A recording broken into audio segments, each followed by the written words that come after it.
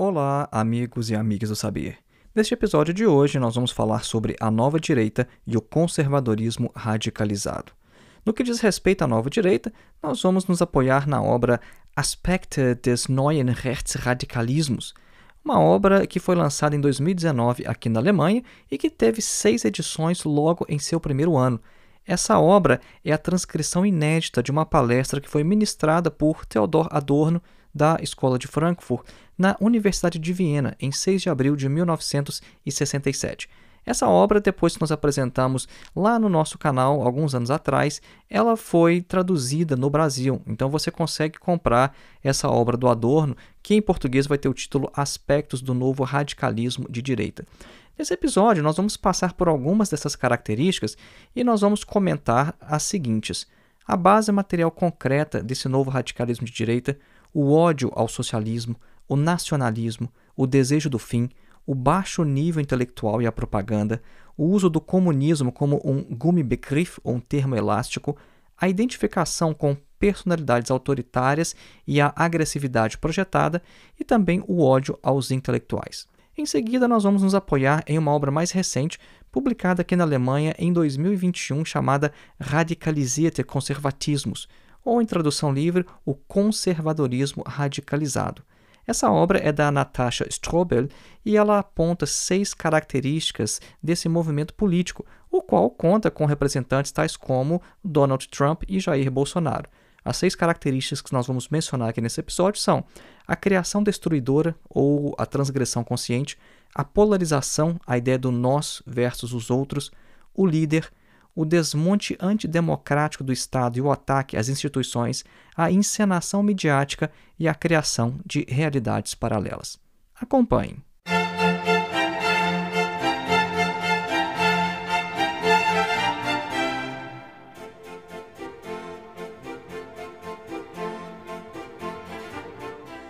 Antes de iniciar, um breve recado. Faça sua inscrição em nosso curso de Introdução à Filosofia, dos Pré-Socráticos a Sartre. O nosso curso tem mais de 14 horas de duração, oferece total flexibilidade, pois não tem data nem de início e nem de término, e você ainda recebe um certificado ao final. O nosso objetivo é colocar você em contato direto com alguns dos principais textos de toda a história da filosofia.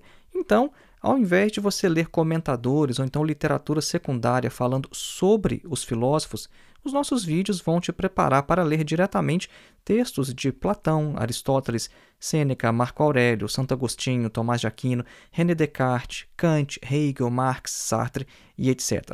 Para mais informações, acesse o link que está na descrição deste episódio ou então o link que você pode encontrar em nosso site www.filosofiaepsicanalise.org. O nosso segundo recado é que você pode se tornar um apoiador deste nosso trabalho através da plataforma Apoia-se. O link para o nosso perfil está na descrição deste episódio.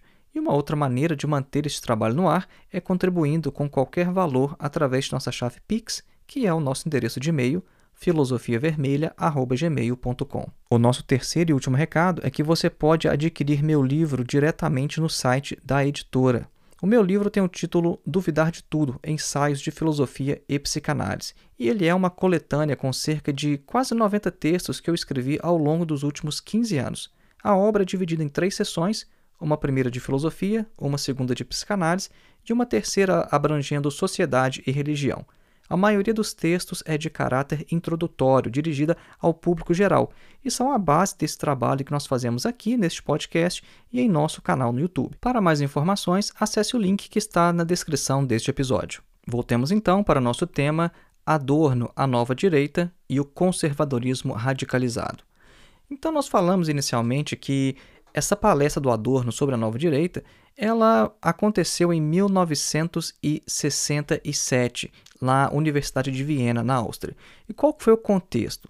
O contexto que esse evento ocorreu é o seguinte: o Adorno pretendia explicar o rápido crescimento de um partido chamado NPD, é a sigla de Nationaldemokratische Partei Deutschlands, é o Partido Nacional Democrata da Alemanha, porque esse partido ele obteve diversas vitórias eleitorais logo após a sua fundação em 1964. Então, Adorno buscava compreender por que, após a derrota do nazifascismo na Segunda Guerra Mundial, a direita estava se reorganizando e conseguindo tomar essa nova forma. Então Adorno começa falando o seguinte, olha, qual que é a base material concreta desse novo radicalismo de direita? Percebam só que o que nós vamos falar aqui não é algo, uma curiosidade do passado, algo para a gente entender o que estava acontecendo na Alemanha naquela época. Não, nós estamos trazendo este assunto aqui no podcast e esse livro, inclusive, ele foi lançado recentemente aqui na Alemanha porque o que o Adorno aponta ainda é de grande atualidade. Então, tudo que nós vamos mostrar aqui, tudo que nós vamos falar sobre aqui neste episódio é de relevância atual. Então, vejam só. Primeiro ponto, qual que é a base material concreta do novo radicalismo de direita? Uma das pré-condições do fascismo, o Adorno fala tanto antes quanto depois de Hitler, é a tendência de concentração do capital. E isso vai gerar o que o Adorno chama no alemão de uma Deklassierung, ou então um rebaixamento de camadas sociais que temem perder seus privilégios. Então são essas camadas, são esses setores sociais amedrontados que engrossam as fileiras de tais movimentos de direita. Isso é muito importante. A gente tem que sempre saber, olha, esse tipo de movimento é um movimento de quais camadas sociais? Então Adorno vai mostrar, olha, principalmente daqueles que temem perder os seus privilégios. Então nós falamos aqui sobre uma classe média, como a gente geralmente usa o termo no Brasil, de uma perspectiva marxista a gente não usa o termo classe média porque no marxismo as classes sociais elas são vistas como referentes ao lugar que ocupam no processo de produção. Mas em outras áreas, e a gente vê muito isso na mídia, geralmente se reproduz o termo classe média, classe baixa, classe média alta. Então as camadas sociais que geralmente vão engrossar as fileiras deste tipo de movimento de direita é o que comumente se entende por classe média. Tá? Então esse foi o primeiro ponto, a base material do novo radicalismo de direita. Não é somente a classe média, mas principalmente, ela é a força principal dirigente. Tá? Muita gente das chamadas classes mais baixas, das pessoas mais pobres, que também vão engrossar ali as fileiras desses movimentos, mas o principal, quem dá o tom, quem dirige, é a classe média. Uma segunda característica, o Adorno vai apontar, é o ódio ao socialismo. Esses grupos tendem a expressar um ódio ao socialismo, ou pelo menos aquilo que eles entendem por esse nome. Eles deslocam a culpa por seu potencial rebaixamento social não ao mecanismo de fato operante, mas àqueles que são críticos ao sistema no qual eles possuem o status que eles temem perder. Então havia também um medo do padrão de vida mais baixo da parte oriental da Alemanha.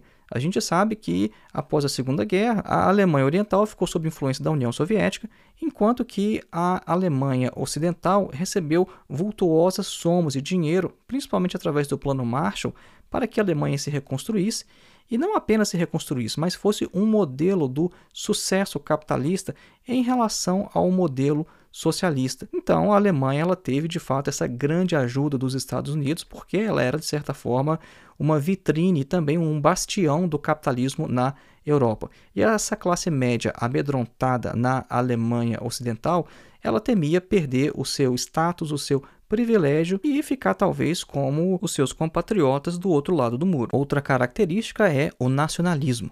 Este também desempenha um papel importante na formação da nova direita. No pós-guerra, a integração dos países em grandes blocos ou grupos econômicos, principalmente os blocos capitalista e socialista, eles não devem nos enganar ou nos fazer pensar que o nacionalismo não tinha mais força naquele momento. Não era exatamente assim.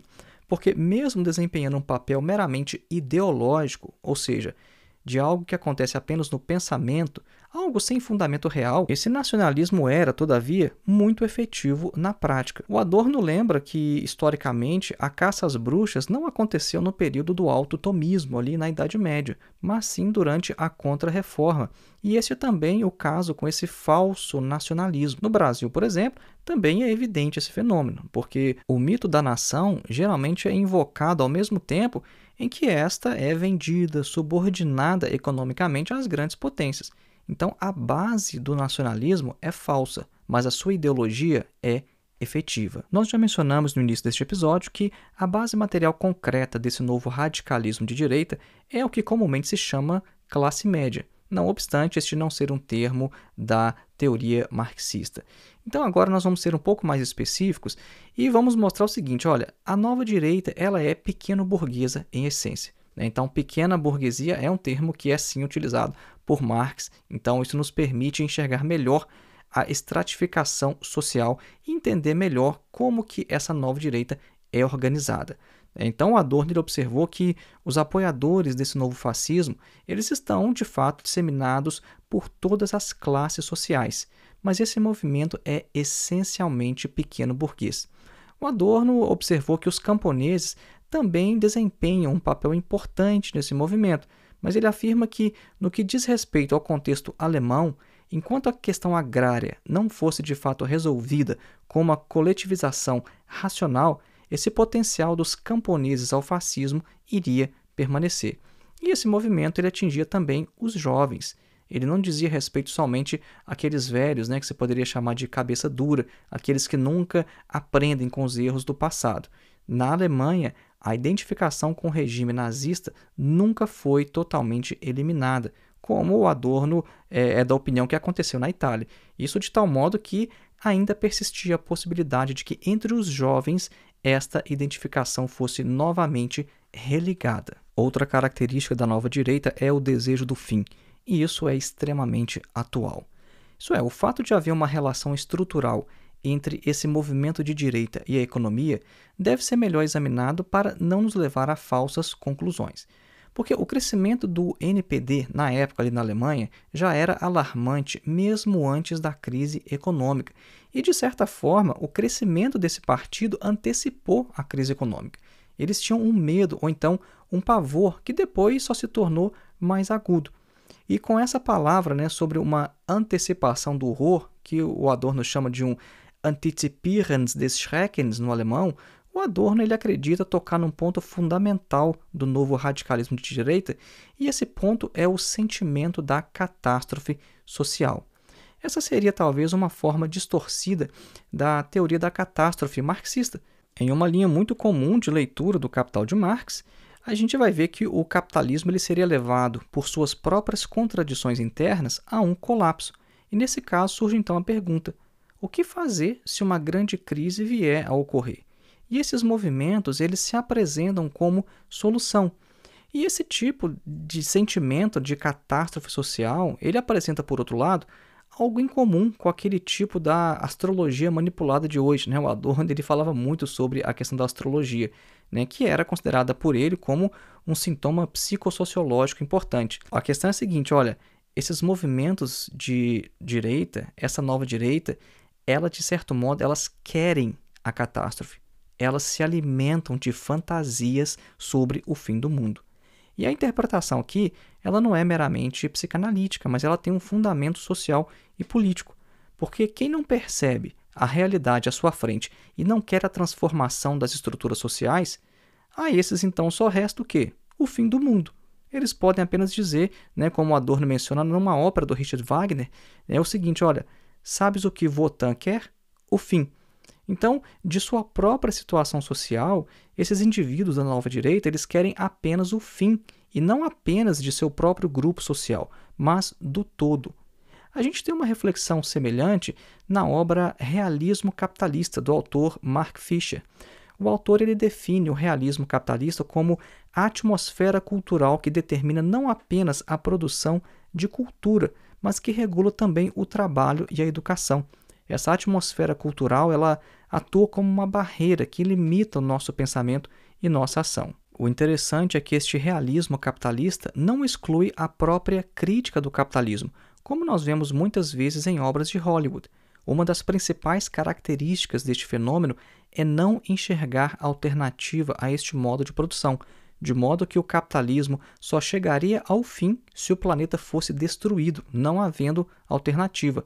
Isso ajuda a alimentar, de certa forma, o caldo cultural que fomenta o imaginário dessa nova direita. Uma espera pelo fim dos tempos não é algo novo, algo que surgiu com o capitalismo. Todos nós conhecemos muito bem a esperança de um novo céu e uma nova terra, como aparece ali no livro de Apocalipse na Bíblia, por exemplo.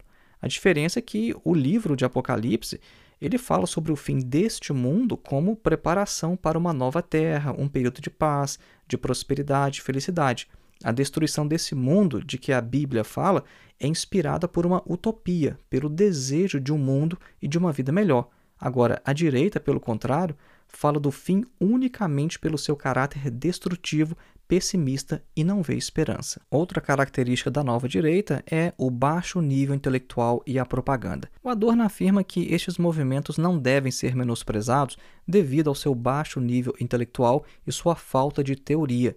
A falta de teoria ela também confere a esse movimento mais flexibilidade, de modo que eles podem se mostrar mais versáteis e adaptáveis a mudanças de conjuntura. Então, o característico da nova direita é muito mais uma perfeição dos meios, a saber, dos meios de propaganda, em primeiro lugar, combinados com cegueira e indefinição dos fins. Há aqui uma combinação ideal entre perfeição dos meios e abstrusidade dos fins. Então, quando os meios subsistem cada vez mais os fins, então pode-se praticamente dizer que nesses movimentos de direita radical, a propaganda se torna a alma da política. E outra característica é colocar a verdade a serviço da inverdade, ou seja, a técnica através da qual observações verdadeiras são separadas do todo, são isoladas de seu contexto. Como quando as pessoas diziam, né? Porque na época de Hitler as coisas iam até bem, até que ele foi e começou essa guerra idiota. Ora, sem que seja observado que toda a conjuntura de 1933 até 1939 só foi possível através da economia de guerra, através de uma economia que era já uma preparação para a guerra. Outra característica extremamente atual que a nova direita continua utilizando é comunismo como Gummibegriff, ou seja, o uso da palavra comunismo como um termo elástico. O Adorno afirma que, na época da República de Weimar, o Partido Comunista era grande, ele possuía muitos membros e rivalizava diretamente com os nazistas e representava, de fato, uma ameaça. O Partido Comunista era uma ameaça concreta ao Partido Nacional Socialista, ao Partido de Hitler. Agora, na década de 1960, no entanto, não havia mais, de fato, um Partido Comunista na Alemanha. Praticamente não existia mais Partido Comunista. E daí em diante, o comunismo tomou um caráter mítico. Isso é, o comunismo se tornou totalmente abstrato. E essa abstração característica tem como consequência o fato de que tudo aquilo que alguém não gosta é subsumido a esse conceito elástico de comunismo. Isso é, o que é comunismo? Qualquer coisa que você não gosta, qualquer coisa que é diferente da sua posição política, você rotula como comunismo. É uma coisa extremamente elástica, sem definição, ninguém sabe muito bem ao certo o que é comunismo, mas você aplica o rótulo ali porque é um palavrão, é uma forma de você xingar alguma coisa, mostrar que você não concorda com aquilo, alguma coisa seria o extremo oposto daquilo que você defende. Outra característica também muito atual é a identificação com personalidades autoritárias e a agressividade projetada. A nova direita ela se identifica com personalidades autoritárias, nas quais elas realizam um pouco da estrutura arcaica do grande eu, cuja realização é negada aos indivíduos na prática. Então, Adorno vai trabalhar aqui com categorias psicanalíticas. Ele tem inclusive uma obra sobre a personalidade autoritária. Ao mesmo tempo, eles também se libertam através da projeção de sua própria agressividade ligada ao seu ideal do eu, com o povoamento do mundo com objetos perigosos e ameaças contra as quais eles precisam agora se defender. É isso que quer dizer a agressividade projetada. Eles estão o tempo todo se defendendo de inimigos que eles próprios projetam. Ao invés de perceber que eles são agressivos e estão agredindo os outros, eles se colocam como aqueles que estão sendo agredidos e que por isso precisam se defender. Essa é a inversão que fazem, por exemplo, em relação às minorias.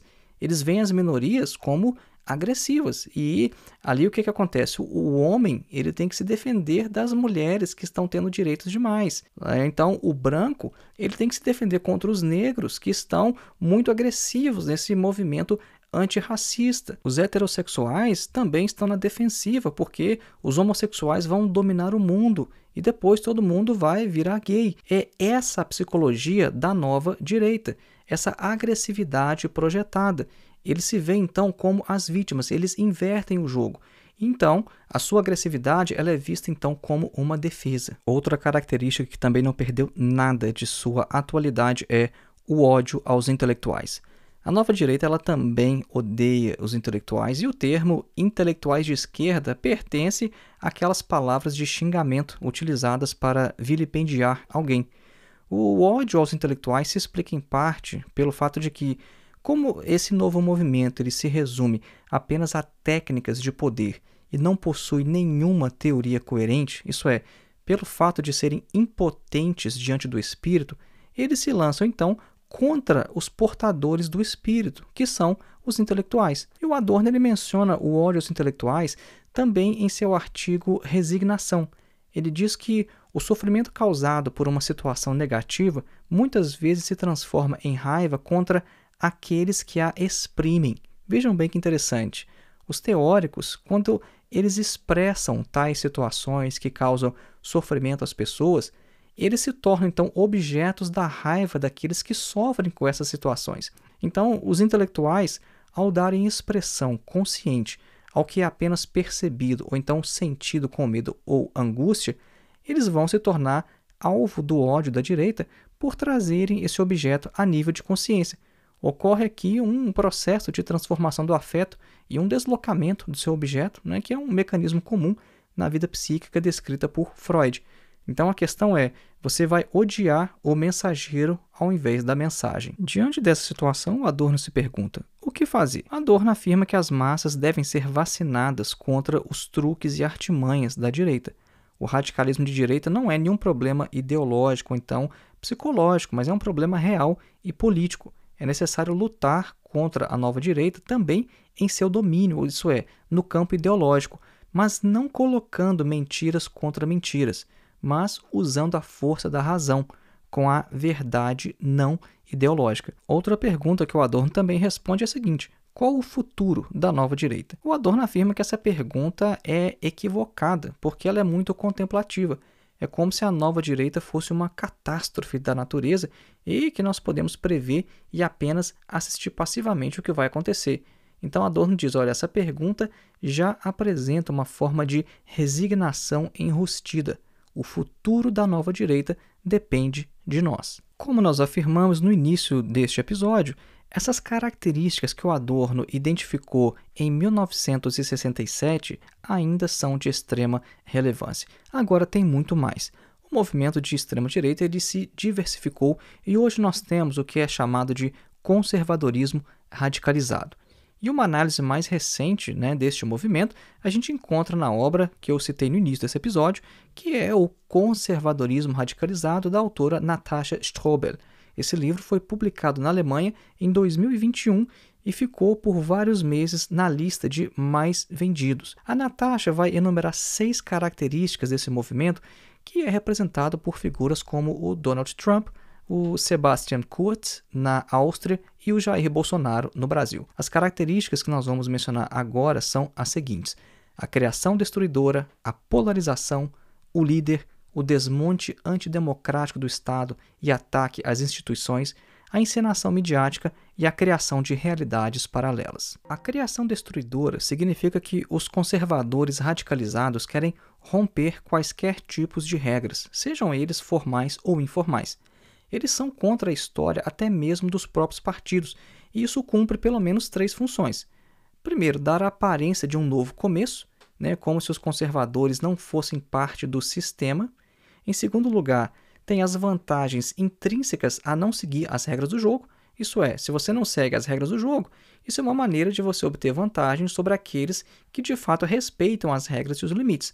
E em terceiro lugar, há um ganho de imagem pública quando você quebra algumas regras determinadas. A segunda característica, que é a polarização, significa jogar um grupo da sociedade contra o outro.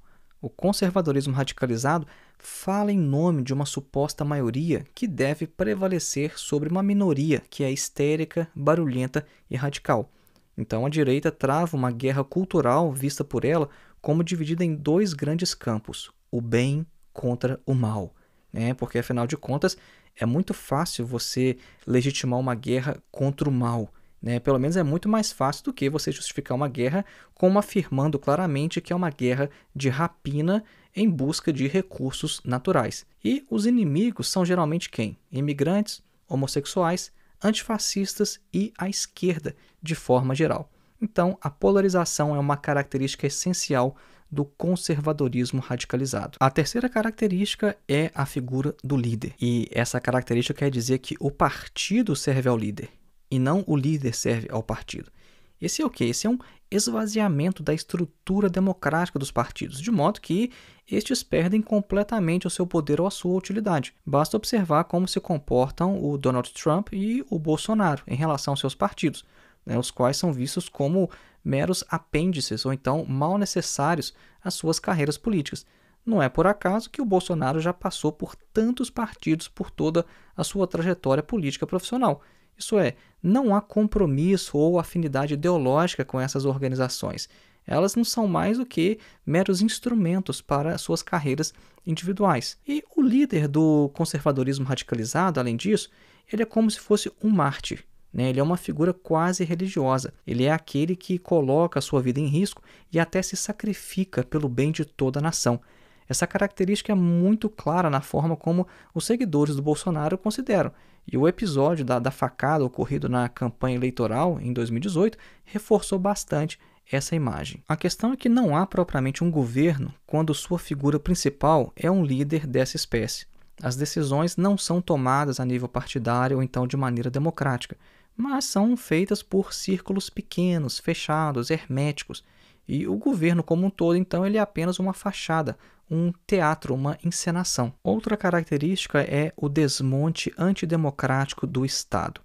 Esta é uma das principais pautas da agenda política do conservadorismo radicalizado. Isso é, ele se utiliza do aparato democrático não apenas para chegar ao poder, mas para tentar destruí-lo, e isso em todas as áreas, sobretudo no estado de bem-estar social. A guerra de Trump contra a implantação de um sistema de saúde público nos Estados Unidos é característico deste conservadorismo radicalizado, assim como a sua recusa em corrigir o sistema de impostos, por exemplo, para fazer com que os mais ricos paguem mais impostos, e também em coisas como desregular o mundo do trabalho, mexer no valor do salário mínimo, aumentar o número de horas trabalhadas, assim como também desregular as organizações sindicais. Essas são algumas das principais pautas desse tipo de movimento. E nem mesmo a justiça escapa dos ataques da direita.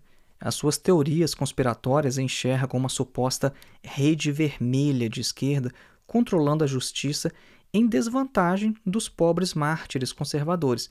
Então, os constantes e insistentes ataques bolsonaristas ao STF, ao Supremo Tribunal Federal, não são um fenômeno isolado ao caso brasileiro, mas são parte essencial desse movimento em todos os países em que este movimento está presente e se manifesta, assim como também o ataque ao Parlamento, à Câmara e ao Senado. É exatamente isso que a gente vê acontecendo no Brasil e em todos os lugares onde o conservadorismo radicalizado chegou ao poder. Outra característica fundamental é a encenação midiática. Ela é fundamental para o jogo político do conservadorismo radicalizado. Então, vejam bem, o ciclo político típico das democracias liberais ocidentais geralmente segue as seguintes fases. Primeiro você tem a disputa eleitoral, onde tudo é mais acirrado. Depois você tem o voto. Depois você vai fazer a construção de coalizões e depois você vai fazer a condução da política cotidiana no novo governo. Então, o tom de disputa entre os campos políticos é mais brando nessa fase de condução da política cotidiana, isso é, durante os anos de governo. Agora, os conservadores radicalizados, tais como o Trump e o Bolsonaro, eles trocam essas fases e operam por todo o governo no modo de disputa eleitoral. E a solução dos problemas reais da população fica em segundo plano, enquanto seu governo é tumultuado por uma inundação de questões secundárias através da mídia. Essa nova direita construiu uma máquina de acirramento de ânimos. No caso dos Estados Unidos e do Brasil, seus temas preferidos são o quê? Secularização, defesa do cristianismo, o núcleo familiar heterossexual, o direito de posse de armas de fogo, proibição do aborto e tudo mais que pode levar à polarização da sociedade. E esses temas eles não podem ser trazidos à tona apenas ocasionalmente, mas eles precisam estar em constante discussão de maneira alternada. Nisso aqui eles seguem o conselho do Steve Bannon, que é o guru midiático dos conservadores, que é o seguinte: flooding the zone with shit. Isso é, através de uma produção excessiva de conteúdo midiático, eles acabam confundindo os indivíduos, os quais não sabem mais como decidir ou então em que acreditar. E outra característica também muito importante é a criação de realidades paralelas. Isso é, às vezes a gente se pergunta onde é que esse povo vive, né? Porque essa nova direita ela cria o mundo da maneira que mais lhe agrada e tudo que nele não se encaixa é rotulado como fake news. Então, a dificuldade de se lidar com tais realidades paralelas é que elas não são tangíveis, elas não são factíveis e, por isso, elas são imunes à lógica e à argumentação. É como se a gente tivesse que tentar convencer um esquizofrênico que o seu amigo imaginário não possui o mesmo estatuto ontológico que nós, ou seja, que ele não existe da mesma forma que nós. E aqui também tem lugar, acontece a solução de problemas fictícios. O líder conservador cria determinados problemas e apresenta também a sua solução, a qual só pode ser, obviamente, também imaginária. E essa estratégia ela se ancora, aquela característica que a gente citou, de estar sempre inundando a mídia com conteúdos polêmicos a fim de divergir a atenção para os reais problemas que devem ser resolvidos. Vamos resumir então o que nós aprendemos neste episódio de hoje. Nós vimos com o Adorno que algumas das características da nova direita são as seguintes. A base material concreta do novo radicalismo de direita é o que nós chamamos comumente por classe média, mas a gente viu depois que é principalmente a pequena burguesia que acaba arrastando outras camadas da população para o seu campo. Nós vimos também que é muito importante o ódio ao socialismo, a afirmação de um nacionalismo, muito embora seja um nacionalismo falso, mas ideológico, como é muito claro no caso do Brasil. A gente viu que eles têm também um desejo pelo fim, eles querem a pura destruição.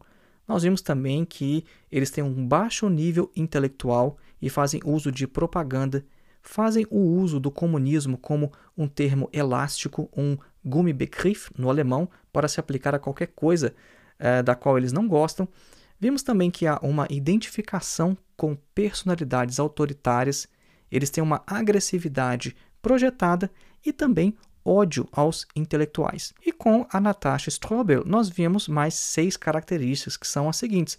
A criação destruidora, isso é, eles não seguem a regras nem formais nem informais, se colocam como outsiders, como aqueles que estão fora do sistema. Eles trabalham também muito com a polarização, que é nós contra os outros, contra o resto. Nós vimos que é fundamental a figura do líder, isso é, o partido é que vai servir ao líder. O líder não serve ao partido. Nós vimos também que eles precisam de um desmonte antidemocrático do Estado. Eles se utilizam das estruturas democráticas para chegarem ao poder e, a partir dali, atacarem as instituições, inclusive até mesmo a justiça. Nós vimos também que eles precisam da encenação midiática e fazem também a criação de realidades paralelas. Essas foram, então, algumas das características da nova direita e do conservadorismo radicalizado. Lembrando, mais uma vez, faça sua inscrição em nosso curso de Introdução à Filosofia. O link para o nosso curso está na descrição deste episódio. Considere também se tornar um apoiador deste trabalho através do Apoia-se ou fazendo qualquer contribuição através da nossa chave Pix, que é filosofiavermelha@gmail.com, e o nosso livro está disponível. Você pode já comprar o meu livro através do link que está na descrição deste episódio. Um grande abraço e até o próximo.